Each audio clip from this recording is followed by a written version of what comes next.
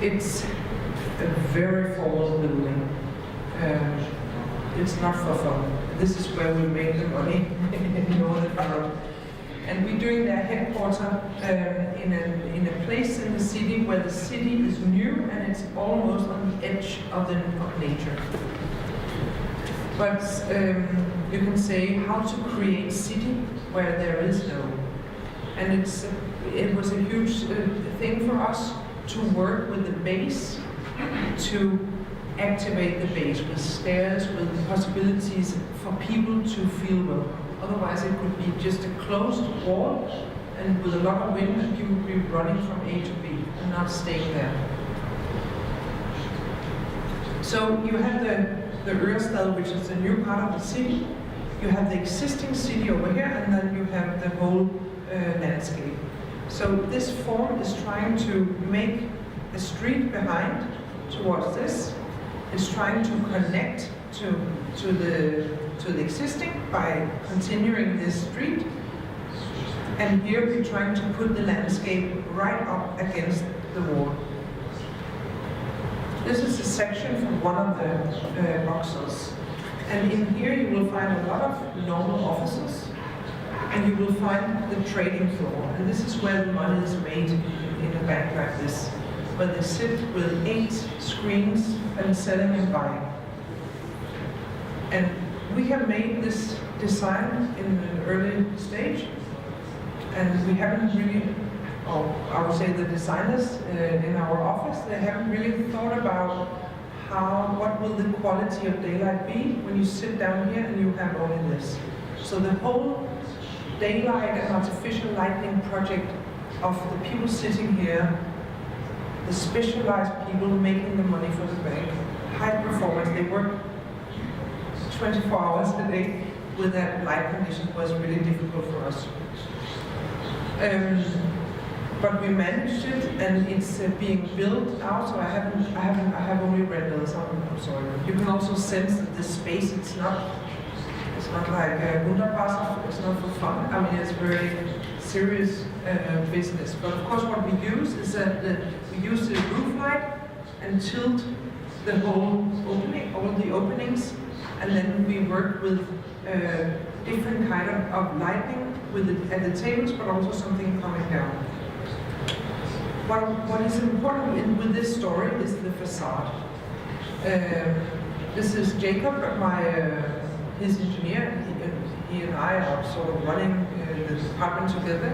And this is Eric. He is also an engineer, specialized in energy.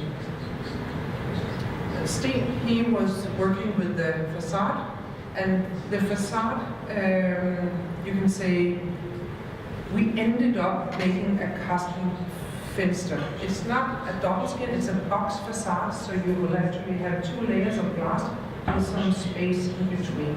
And you can open the inner window and clean and everything.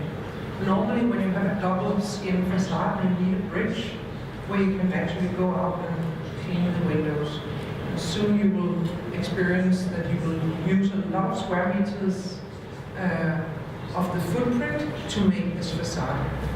So we did a lot of studies on the custom fenster solution. And we did a lot of daylight analysis, and what was important is that we need to have 2% of daylight factor, so we can sit 3 persons in a row, or 6 persons in a group, and here it would not be possible for the people to sit there.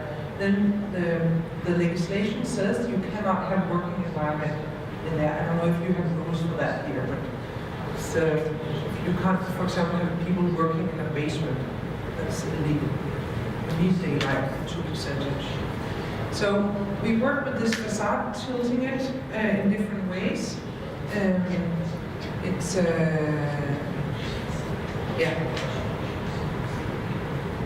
And the result of this was that it was a LEED platinum, and due to both the facade but also the design of the volumes, made a reduction of 60% compared to a standard building.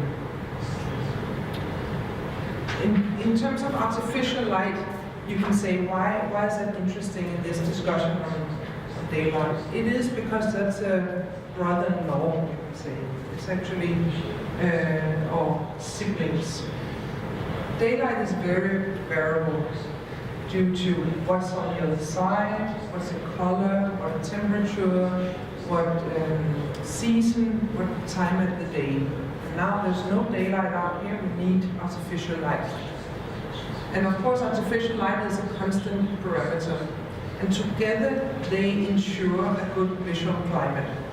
And I think that's our task as architects, that we have to do both. We can't say we do the daylight and you, engineer, you do the artificial light and put in all the electrician stuff.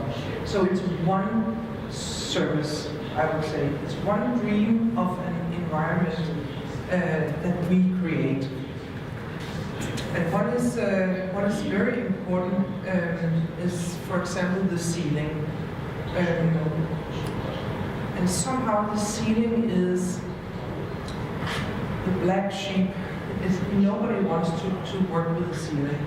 And when you are finished with this education, you will go out and you will do 60 by 60 ceilings that are so boring, like everybody does all over the world. We need to work with the ceiling to ensure quality of daylight, to ensure we can use the concrete